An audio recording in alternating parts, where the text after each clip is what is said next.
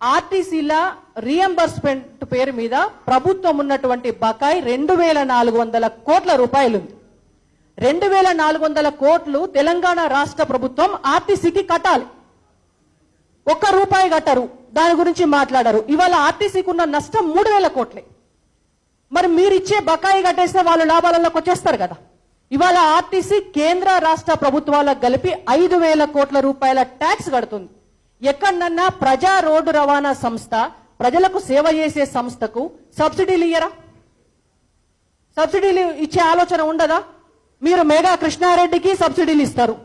మేఘా కృష్ణారెడ్డి కాంట్రాక్టులు పెట్టుకోవాలి, మేఘా కృష్ణారెడ్డి ప్రాజెక్టులు పెట్టుకోవాలి అంటే పాలమూరు రంగారెడ్డి ప్రాజెక్టును ఉన్నటువంటి దాన్ని 34,000 కోట్ల అంచనా ఎస్టిమేషన్ మించిపిచ్చి దాన్ని 34,000 కోట్ల రూపాయలు మీ బినామీ మేఘా కృష్ణారెడ్డికి రావడం కోసం ఇలా తెలంగాణ ప్రజల కష్టాన్ని, డబ్బును, రక్తాన్ని మందికి దోచిపెడతారు. మీరు మీ బినామీల పేరు మీద దోచుకుంటారు. కానీ ప్రజా రవాణా సంస్థ అయినటువంటి ఆర్టీసీకి ఇవాళ కనీసం సబ్సిడీలు ఇయ్యరు, ట్యాక్స్ ఎగ్జంప్షన్ ఎందుకు ఇయ్యరు తెలంగాణ రాష్ట్ర ప్రభుత్వం? ఇప్పుడు మళ్ళా కొన్ని ప్రైవేట్ బస్సులు తిరుగుతున్నాయి, ఎలక్ట్రికల్ బస్సులని అవని ఇవని హైదరాబాద్ లా. దానికి ఎవడుంటాడయ్యా అంటే మళ్ళా మేఘా కృష్ణారెడ్డి అని ఉంటాడు, మైహోం రామేశ్వరరావు అని ఉంటాడు.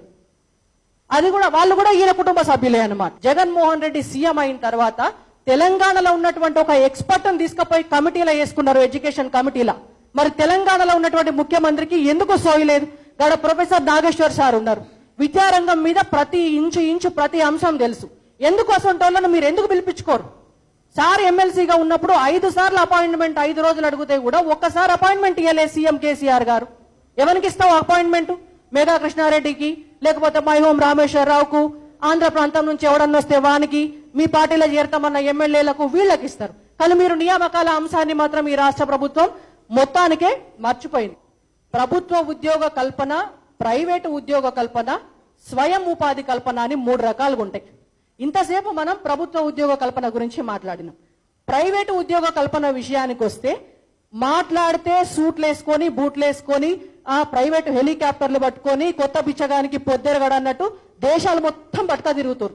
ఏంది అనంటే వాళ్ళ సొమ్ము కాదుగా, ఈ సొమ్ము అంతా ప్రజల సొమ్ము. వాళ్ళు హెలికాప్టర్ పట్టుకున్న తెలంగాణ ప్రజల సొమ్ము, వాళ్ళ సూట్లు బూట్లు వేసుకున్న తెలంగాణ ప్రజల సొమ్ము. ఈ సొమ్ము పట్టుకొని దేశాలు తిరిగి ఏం చెప్తున్నారు? ఏమనంటే మేము మొత్తం పరిశ్రమలన్నిటిని కూడా హైదరాబాద్ తీసుకొచ్చేస్తున్నాం, ఇక్కడ ఉన్నటువంటి యువతకు మొత్తం ఎంప్లాయ్మెంట్ దొరుకుతుంది, మన హైదరాబాద్ నెంబర్ 1 ఉన్నది ప్రపంచంలో అన్నది. ఎవరు చెప్పారు హైదరాబాద్ నెంబర్ 1 ఉన్నది ప్రపంచంలో అని చెప్పి? భారతదేశంలో లాస్ట్ 5 ఇయర్స్ లా 2014 నుంచి 2018 వరకు మూతబడ్డ పరిశ్రమలల్లా 10% హైదరాబాద్ లోనే మూతబడ్డాయి. 10% మొత్తం దేశంలో మూతబడ్డ పరిశ్రమలలో 10% హైదరాబాద్ లోనే మూతబడ్డాయి. మరి మీదంతా ఫ్రెండ్లీ గవర్నమెంట్ అయితే ఇన్ని పరిశ్రమలు ఎందుకు మూతబడ్డాయి? పోనీ పరిశ్రమలను తీసుకొస్తున్నారు అనుకుందాం, ఎన్నో ఒకటి తీసుకొస్తున్నారు. మీరు తీసుకొచ్చిన పరిశ్రమలలో తెలంగాణ యువతకు ఉద్యోగ కల్పన చేయాలి అనేటువంటిది ఒక లోకల్ రిజర్వేషన్ యాక్ట్ అనేటువంటిది ఇయాటి వరకు తీసుకొచ్చిందా తెలంగాణ ప్రభుత్వం? దాని మీద చర్చ జరగాల్సిన అవసరం ఉంది. ఇప్పుడు ఎవరికో పరిశ్రమ వాడు పట్టుకొని వస్తాడు ఇక్కడికి, వీడికి వస్తే మీరు వానికి సబ్సిడీ ఇస్తారు. నేను పరిశ్రమ పెట్టుకొని డబ్బు సంపాదించాలని వచ్చేటోనికి మీరు ఇక్కడ సబ్సిడీలు ఇస్తారు, మీరు జాగా ఇస్తారు, మీరు పెట్టుకోమని నిధులు ఇస్తారు, వానికి రెడ్ కార్పెట్ వేసి ప్రగతి భవన్ల మీటింగులు పెడతారు. వాళ్ళ మీటింగులకు మన కేటీఆర్ గారు ఊరికి మొత్తం మీడియాను ముంగడేసుకొని ఆయనే మొత్తం తీసుకొచ్చినట్టు బిల్డప్ ఇస్తారు. ఇన్ని చేసిన వాళ్ళు మరి అక్కడ ఉన్నటువంటి యువతకు 30%, 40%, 50% నౌకర్లు ఇవ్వాలి అని ఎందుకు డిమాండ్ చేస్తలేరు? అదే మీకోసం హోమాలు చేసినటువంటి నాయకులకైతే, స్వామీజీలకైతే ₹1 ఎకరం ఇస్తారు. హైదరాబాద్ చుట్టూన్నది ₹1 ఎకరం భూమి. మీకు హోమాలు చేసేటటువంటి స్వామీజీలకు ₹1 ఎకరం భూమి ఇస్తారు.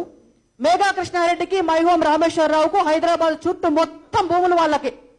కంపెనీ ఏమంటారు దాన్ని? బినామీ కంపెనీలు, దొంగ కంపెనీలు పెట్టి ఒకళ్ళకి 5,500 ఎకరాలు, ఒకళ్ళకు 4,000 ఎకరాలు, శంషాబాదు, ఇక ఎక్కడ పేరు చెప్పాల్సిన అవసరం లేదు. మొత్తం హైదరాబాద్ చుట్టుముట్టు భూములు మొత్తం మీరు వాళ్ళకి కేటాయిస్తారు. కానీ వాళ్ళ తెలంగాణ ఉద్యోగ నియామకాల కోసం ఆలోచించేటటువంటి పరిస్థితి లేదు మీకు. ఇంకా స్వయం ఉపాధి విషయానికి వస్తే, స్వయం ఉపాధి దిశగా ఎన్ని పైసలు అవుతాయండి స్వయం ఉపాధి కల్పిస్తే? మీరు నియోజకవర్గానికి ఒక 10 కోట్లు కేటాయించండి. 119 నియోజకవర్గాలు ఉన్నాయి. ఎన్ని పైసలు అవుతాయి? 1000 కోట్లు, 1100 కోట్లు అవుతాయి. కాదు, మీరు 100 కోట్లు కేటాయించండి నియోజకవర్గానికి. కేటాయించినా ఎన్ని అవుతాయి? ఒకసారి లెక్క చూస్తే మనకు అర్థమవుతుంది. వీళ్ళు ఒక్కొక్క నియోజకవర్గానికి టీమ్స్ తీసుకోండి. డిగ్రీ చదివినటువంటి పిల్లలు, పీజీ చదివినటువంటి పిల్లలకు వాళ్లకు సెల్ఫ్ ఎంప్లాయ్మెంట్ పెట్టుకోవడానికి లోన్లు ఇవ్వండి. ఒక్కొక్క 5గురికో 10గురికో కుటీర పరిశ్రమలు పెట్టుకుందానికో, స్మాల్ స్కేల్ ఇండస్ట్రీస్ పెట్టుకుందానికో నియోజకవర్గానికో 100 కోట్లు కేటాయిస్తే ఆ మొత్తం పైసలు కలిపితే కూడా ఒక్క మెగా కృష్ణారెడ్డి కోసం పాలమూరు రంగారెడ్డి అంచనాలను పెంచి ఇచ్చారు చూసిండ్రా, ఆ పైసలంతా ఖర్చు కూడా కావు. ఆ డబ్బు ఖర్చు కూడా కాదు. ఇవాళ తెలంగాణ యువత కోసం, ఉద్యోగ కల్పన కోసం, స్వయం ఉపాధి కోసం కనుక వీళ్ళు కేటాయిస్తే, సో తెలంగాణలో ఉన్నటువంటి ప్రస్తుతం ఎంప్లాయ్మెంట్ పరిస్థితి ఇది. కాబట్టి జాగో తెలంగాణ ద్వారా మీ ముందు మీరు డిమాండ్ చేసినటువంటి చేయాల్సినటువంటి అంశాలను యువ తెలంగాణ పార్టీగా మా తరపున మేము చేస్తున్నటువంటి రిక్వెస్ట్ ఏంటంటే, ఇమ్మీడియట్ గా తెలంగాణ రాష్ట్ర ప్రభుత్వం ఎంప్లాయ్మెంట్ పాలసీని ప్రకటించాలి. ఎంప్లాయ్మెంట్ పాలసీని ప్రకటించడంతో పాటు ఆ పాలసీలో ఖచ్చితంగా ఖాళీగా ఉన్నటువంటి ప్రతి ఉద్యోగాన్ని కూడా 6 నెలల్లోపు భర్తీ చేయాలి. ఏ సంవత్సరం ఖాళీ అవుతున్నటువంటి ఉద్యోగాలను ఆ సంవత్సరము మొదటి నెలల్లోనే నోటిఫికేషన్ ఇచ్చేయాలి, నియామక ప్రక్రియ చేపట్టాలి. ఉన్నటువంటి నిరుద్యోగులందరికీ ప్రభుత్వమే నియోజకవర్గ కేంద్రాలలో శిక్షణా కార్యక్రమాలు పెట్టాలి. వాళ్లకు రిక్రూట్మెంట్ జరిగేదాకా చర్యలు తీసుకోవాలి. ఈ రిక్రూట్మెంట్ జరిగేటటువంటి క్రమంలో కూడా ఎవరికి అన్యాయం, ఎటువంటి విద్యార్థులకు కూడా అన్యాయం జరగకుండా చూసుకోవాలి అనేటువంటిది మా యువ తెలంగాణ పార్టీ నుంచి అటు ప్రభుత్వానికి, ప్రభుత్వం ఆ పని చేసే విధంగా ఒక కార్యాచరణ రూపొందించాలని చెప్పి ఇక్కడ ఉన్నటువంటి జాగో తెలంగాణ కమిటీకి కూడా నేను ఒక రిక్వెస్ట్ చేస్తున్నాను.